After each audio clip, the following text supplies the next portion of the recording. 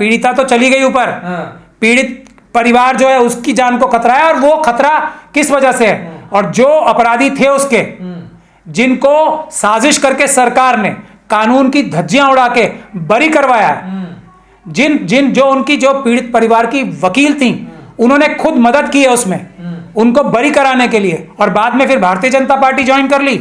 मुझसे बात करें ना, मैं बताऊंगा। ये साजिश के तहत उनको बरी कराया गया है सरकार के अधिकारियों ने, उत्तर प्रदेश सरकार के अधिकारियों ने और केंद्र सरकार के अधिकारियों ने सीबीआई के माध्यम से उनको बरी कराने के लिए साजिश रची है। और ये सीमा कुशवाहा साजिश में शामिल थी। हमारी जो अपील डाली है ना हमने उसके बरी के खिलाफ, उसमें ये ग्राउंड है, ये परिवार ने मुझे बताया। और सीमा कुशवाहा आज कहां है? बीजेपी में पहुंच गई, बीजेपी में गई ना, यही सुपारी लेके उन्होंने ये केस किया था। ये हमारे एलिगेशन है उस अपील में। और सीमा कुशवाहा को क्यों बीजेपी में किसने लिया है? अमित शाह जी, मोदी जी और योगी जी ने ना। तो ये इस साजिश में शामिल थे। अब मेरा जवाब दे, मुझसे बात करें, राहुल जी से बात मत करें, मैं वकील हूं उनका। मैं ये बात कह रहा हूं, और हमने, और उसके मैं आपको सबसे बड़ी प्रताड़ना बता रहा हूं, ये है मनुस्मृति। ये है मनुस्मृति, हम जिसे मनुस्मृति समझते हैं। ये स्वामी जी जो है ना, इसका बताएं क्या ये बात सही कह रहे हैं हम या गलत कह रहे हैं? अगर ये मनुस्मृति नहीं है तो आके मदद करें उस परिवार की।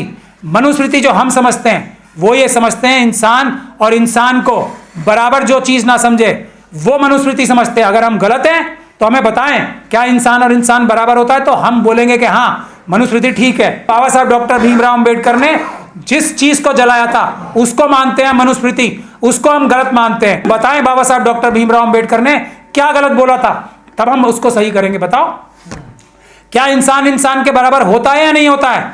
अगर ये मानसिकता को हम मनुवादी मानसिकता कहते हैं, जो इंसान को इंसान के बराबर नहीं समझता, जो ये कहता है कि पढ़ाई लिखाई का हक का सिर्फ एक का है, प्रॉपर्टी रखने का हक सिर्फ एक का है, एक कोई भी अपराध कर ले, एक जगह एक स्थिति में पैदा हुआ हुआ व्यक्ति कुछ भी अपराध कर ले, उसका दंड वो नहीं होगा जो दूसरे व्यक्ति का होगा। जो अभी ये मनुस्मृति हम मानते हैं कि जो अभी ये कुंभ में हो रहा है, इतने सारे लोगों की जान गई, एक एफआईआर तक नहीं हुई, इसको हम मनुस्मृति मानते हैं। क्या हम गलत समझ रहे हैं मनुस्मृति को? तो बताएं कि ये मनुस्मृति नहीं होती। हम इस मानसिकता को मनुस्मृति मानते हैं। क्या हम गलत हैं? क्या आज मनुस्मृति लागू नहीं है जिसको मनुस्मृति हम समझते हैं? तो फिर तो राहुल गांधी भी ठीक कह रहे हैं इसका मतलब। मैं राहुल गांधी जी की बात उनसे पूछिए, क्या ये तथ्यात्मक रूप से सही है बात या नहीं? हम मनुस्मृति कैसे समझते हैं कि कुछ लोगों ने अपराध किया, उनकी सजा नहीं होनी चाहिए। आज कुंभ के लोगों की इतनी की जान गई है, एक एफआईआर तक नहीं दर्ज की। ये हम बताइए ना, ये मनुस्मृति नहीं होती क्या? तो हम अपने आप को करेक्ट करेंगे। हम तो इसे समझते हैं, इसलिए मनुस्मृति को बुरा कहते हैं कि एफआईआर तक नहीं करेंगे। अगर ऐसा नहीं है मनुस्मृति में तो हमें बताएं। तो क्या मनुस्मृति में यह है कि अगर कोई खास जाति से आता है और वो अपराध कर दे तो माफ है? हम उसे समझते हैं, हम उसे मनुस्मृति समझते हैं। ऐसा गलत समझते हैं तो हमें बताएं। बाबा साहब उसे समझते थे, बाबा साहब गलत समझते थे तो बताएं। अगर मनुस्मृति ये कहती है कि इंसान इंसान के बराबर है, ये एफआईआर कुंभ वाली होनी चाहिए थी, ये कहती है मनुस्मृति। क्या एक जात में पैदा हुए व्यक्तियों को, एक वर्ण में पैदा हुए व्यक्तियों को अपराध भी किया जाए तो उन्हें माफ किया जाना चाहिए, उनकी सजा ऐसी नहीं होनी चाहिए? क्या मनुस्मृति ये नहीं कहती? तो हम अपने आप को करेक्ट करेंगे ना। हम तो उसे मनुस्मृति समझते हैं जो ये कहती है, और उस मनुवादी मानसिकता को हम क्रिटिसाइज करते हैं जो ये कहती है। अगर ऐसा नहीं है तो आप डिक्लेयर करें कि ऐसा नहीं है, बताएं कि क्यों ये जैन साहब हैं जो अभी अपने आप को सनातन धर्म का, जिनको सबसे बड़ा आरएसएस ने वो बना रखा है, सारे केस डाल रहे हैं, वो ये कहते हैं कि हम भारत के संविधान को बदलेंगे क्योंकि इसमें आर्टिकल 14 है जो इंसान को इंसान के बराबर बताता है। इसमें जो पार्ट 3 है उसको खत्म करेंगे। हम कुछ लोगों के वोट देने का अधिकार छीन लेंगे। हम उसे मनुस्मृति मानते हैं। क्या ये सही है या गलत है? बताएं। और अगर गलत है तो उन लोगों के लिए मनुस्मृति, जो लोग कहते हैं मनुस्मृति सही है, वो उनके खिलाफ क्या कर रहे हैं कि आप हमारे धर्म को बदनाम कर रहे हो। हमें मनुस्मृति समझाने के लिए ये लोग सामने आते हैं जो ये बताते हैं कि किसी व्यक्ति को घोड़ी नहीं चढ़ने दिया जाना चाहिए, किसी व्यक्ति को शादी करने का वो राइट छीन लेना चाहिए, मोटरसाइकिल पे नहीं चढ़ सकता, मूछें नहीं रख सकता कोई व्यक्ति। कोई और फैसला करेगा तुमने मूछें कैसे रखी। हम इसे मनुस्मृति मानते हैं। बताएं कि ये सही है या गलत है? हम गलत है तो बताइए ना हमें। तो फिर ऐसा क्यों हो रहा है? नहीं, जो बात आप कह रहे हैं ये मनुस्मृति में है। मुझे तो यही पता है। अगर मनुस्मृति वो नहीं है जो मैं समझ रहा हूं, तो मुझे बताएं ना, ये सारे स्वामी मिलके शास्त्रार्थ करें हमसे, बैठे ना हमारे सामने बैठे। राहुल जी तो दूसरी बात है, हमसे बात करें ना, मैं केस कर रहा हूं, मुझसे बात करें ना। मैं बताता हूं मनुस्मृति जो हम समझते हैं उसकी डायरेक्ट प्रकाष्ठा है वो जो हो रहा है उनके साथ, जिसके साथ अत्याचार हुआ। अब मैं बता रहा हूं आपको, करोड़ों रुपए हाथरस केस में, हाथरस कांड में जो हो रहा है मनुस्मृति के तहत हम ये समझते हैं कि ये मनुस्मृति है, उसको उसकी छवि नजर आ रही है हमें उसमें। बताएं कि ये नहीं है तो हमें गलत ठहराए ना, मैं तो बड़ा खुश हो जाऊंगा अगर उनको न्याय दिलवाएं। सरकार, ये योगी जी की सरकार और मोदी जी की सरकार करोड़ों रुपए खर्च कर रही है इस बात के लिए कि उस परिवार को उस जगह से हटा के दिल्ली में एक छोटा सा घर ना दे दें, और उस घर को रोकने के लिए ये मनुस्मृति मानते हैं। उस घर को रोकने के लिए कितना 50-60 लाख का घर आ जाएगा ना एक छोटा दिल्ली में, उस घर को रोकने के लिए जो करोड़ों रुपए वकीलों पे खर्च किए हैं, पूरी दिल्ली से पता नहीं कहां से वकील लाए जाते हैं हमारे खिलाफ, करोड़ों रुपए खर्च कर देंगे, लेकिन उस परिवार को उसकी जान बचाने के लिए एक 50-60 लाख का घर नहीं देंगे। हम इस मानसिकता को मनुवादी मानसिकता समझते हैं। ये स्वामी जी हमें को करेक्ट करें कि ये मानसिकता नहीं है मनुस्मृति की। तो ये लोग चोर हैं क्या जो कर रहे हैं? ये सरकारें किस मानसिकता से ये काम कर रही हैं? जवाब दें, इस बात का जवाब दें ना, मुझसे बात करें ना।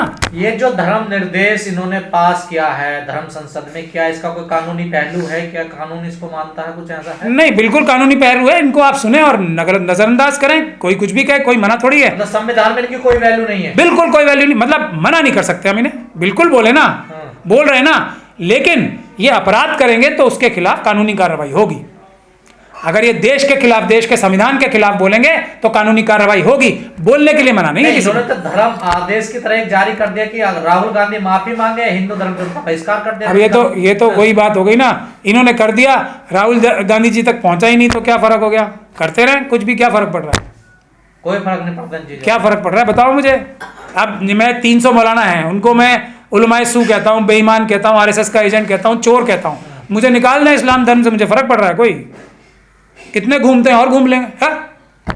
या हाथरस की दलित लड़की इस वजह से लोग, बिल्कुल इसी को तो अनुवादी मानसिकता समझते हैं हम। हमें गलत ठहराए ना, हमें गलत ठहराएं। क्यों नहीं ठहराते हमें गलत? इससे बड़ा अत्याचार कुछ होगा?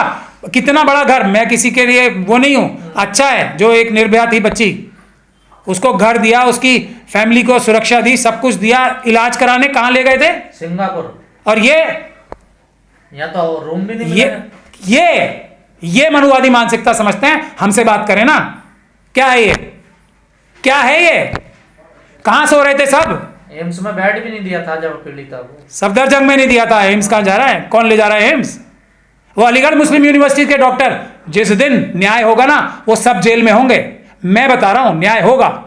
वो सब डॉक्टर जिन्होंने उसकी जो पोस्टमार्टम रिपोर्ट गलत की, पोस्टमार्टम रिपोर्ट नहीं, जो उसके डाइंग डिक्लेरेशन थी वो खराब की है, जो उसने स्टेटमेंट्स दी थी उसकी जो सबूत मिटाए हैं, AMU के डॉक्टर्स थे, वो मेरे निशाने पे हैं। वो बचेंगे नहीं, मैं बता रहा हूं। आएगा बाबा साहब डॉक्टर भीमराव अंबेडकर का कानून पकड़ेगा उन्हें भी। डर गए ना वो योगी सरकार से, डर के उस बच्ची के खिलाफ नाइंसाफी की थी ना उन डॉक्टर ने। मैं बता रहा हूं, मैं नहीं छोड़ूंगा किसी को भी। मैं अंबेडकरवादी हूं, ईमान वाला अंबेडकरवादी हूं मैं। बचेगा एक भी नहीं। AMU के डॉक्टर्स भी नहीं बचेंगे, पुलिस के अधिकारी नहीं बनेंगे, बचेंगे जिन लोगों ने वो लाश जलाई है, बचेगा एक नहीं। ये तो मुझे अपने जो बहुजन समाज के लोग हैं ना, जो नेता हैं, उनसे तकलीफ है कि उस परिवार का साथ नहीं दे रहे। अब मैं क्या बोलूं? खूब बहुत लोगों ने वहां पे नेतागिरी की, अब उस परिवार के साथ क्यों नहीं जा रहे? क्यों नहीं उसकी मदद कर रहे? उसके साथ अत्याचार हो रहे हैं, उसकी सुरक्षा विड्रॉ करने के लिए अब एप्लीकेशंस लगाई जा रही हैं हाईकोर्ट में, लखनऊ हाईकोर्ट में, और हम सब लोग बैठ के तमाशा देखेंगे। सरकार एप्लीकेशन लगा रही है उनकी सुरक्षा विड्रॉ करने की। ये जानकारी है किसी हमारे बहुजन समाज के नेता को? ये मनुवाद नहीं है तो क्या है मनुवाद? और बताओ मुझे, क्या गलत बोल दिया राहुल गांधी जी ने? हमसे बात करो, हम बताएंगे। मैं तो उससे 10 गुना ज्यादा बातें बोल रहा हूं ना। पॉलिटिकल बात मत करो। मैं तो ना वोट मांग रहा हूं, ना वोट के लिए कह रहा हूं किसी से। मुझसे बात करो, मैं बताऊंगा। अगर इंसानियत इतनी सी भी बाकी है ना, तो वो उस परिवार के साथ खड़ा होगा, इतनी सी भी। ये ड्रामा करने के लिए नहीं, उनका दोहन करने के लिए नहीं, उनके साथ खड़ा होगा। वो परिवार जो आज जिस चीज से गुजर रहा है ना, एक तो उनकी बच्ची के साथ इतना बड़ा अपराध हुआ, उसके बाद केंद्र सरकार ने मिलके और उत्तर प्रदेश सरकार ने मिलके उनके ऊपर और जुल्म किए। बच्ची की लाश को इसलिए जला दिया गया कि सबूत मिटा दिए जाएं। ये अपराध उत्तर प्रदेश सरकार और केंद्र सरकार ने किया। ये बात वहां पे भी खत्म नहीं हुई। उसके बाद पूरी ताकत लगा रहे हैं कि उस परिवार को एक तरीके से बंदी बना के रखा जाए। नहीं तो अगर क्या वो बंदी बने हुए, आप तो उस केस को लड़ रहे हैं। मैं बता रहा हूं ना, राहुल जी ये बात नहीं बताएंगे। राहुल जी तो यही कह रहे हैं, बंदी बना रखा है उनको, कैदी बना हुआ है। नहीं, मैं यही कह रहा हूं ना, राहुल जी ने कह दी उनके ऊपर प्रताड़ना और प्रताड़ना और प्रताड़ना। केंद्र सरकार डायरेक्टली उत्तर प्रदेश सरकार के अधिकारी और उत्तर प्रदेश सरकार डायरेक्टली कर रही है। योगी आदित्यनाथ जी और नरेंद्र मोदी जी, अमित शाह जी डायरेक्टली उनके ऊपर प्रताड़ना कर रहे हैं। डायरेक्टली उनके संज्ञान में है। उनको एक घर दिलवाने का ऑर्डर हमने कराया था। बाकी ये सब तो अभी कानूनी कार्रवाई शुरू ही नहीं कर पा रहे हैं हम। क्यों? क्योंकि उनकी जान को वहां खतरा है और वो योगी आदित्यनाथ जी जिम्मेदार हैं। अब मेरे ऊपर करें।